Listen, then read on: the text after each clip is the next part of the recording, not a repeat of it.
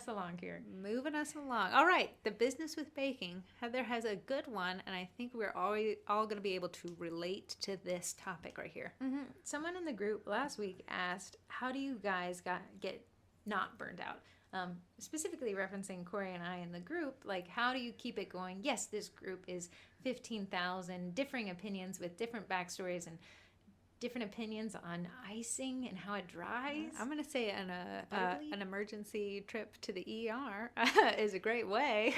Yeah. So the reason it's called business burnout, and it happens to the best of us, and it's where you look around you and you're like, I want nothing to do with this product or service I'm offering. I am tired of it. The thought of my email pinging me increases my anxiety, increases my heart rate. I'm so done. So, referencing back to the business boundaries, if you do not have a boundary in place, you're definitely going to get burnout much faster than you think. Back to what Corey just said, if you're charging too little, you're going to have more orders than you can fulfill. That's the law of supply and demand. Mm-hmm. If you charge too low, your demand increases. To stop demand, or you decrease supply and demand increases. So if you're selling out every time, your market's telling you raise your prices a bit. I know people love the word, like, I sold out this weekend. Raise your prices next time then. Right. Don't just be like, I can't wait to sell out next time. If you sell out in 3 hours, raise your prices so that it takes you longer to sell out next week. And guess what? You make more. Mm-hmm. You have less work to do. Mm-hmm. And you still come out on top. Right. So it's not a bad thing that you sell out slower if you raise your prices. What you're doing is you're limiting supply and you're changing the construct of supply and demand. So that is actually what that is. So I'm proud of everyone who gets sold out, but now your next challenge is to incrementally raise those prices. And I'm not talking about doubling them. I'm talking about adding 50 cents, adding a quarter here or there. Nobody will notice it except for you when it comes down to reaching into your wallet. Which brings me to my third point about business burnout is if you do not have a solid goal, you are going to get burnout. It is exhausting to work for nothing. Even though I'm working for $1, I'm working for this. If you don't have an eye on the prize, this doesn't make a ton of sense.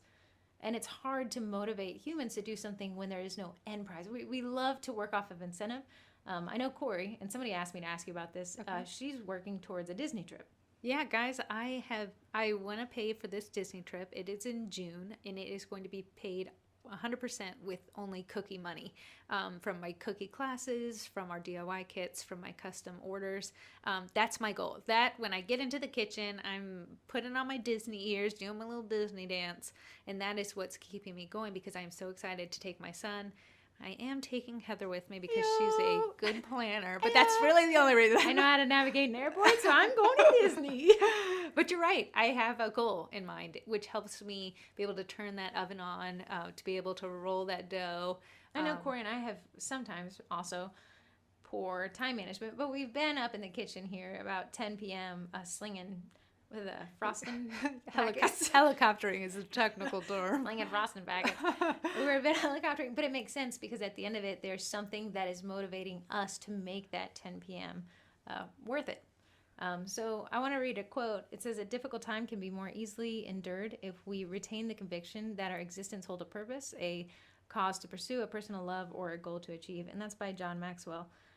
You need a motivator to stay motivated. I know it sounds like pretty basic and simple, but we often get lost in the weeds on why we're doing this thing. And there's a TED Talk by Mel Robbins I was listening to earlier this week. She's a motivational speaker and a couples therapist, and she essentially says, why don't you have what you want? In a world where everything we need is basically at our fingertips, we suffer from the 4-letter word. Don't worry, I'm not going to curse here, but it's the word fine. I'm fine. If you're fine, then you're not going to change anything. But if you're not fine, if you're suffering, it should be hard.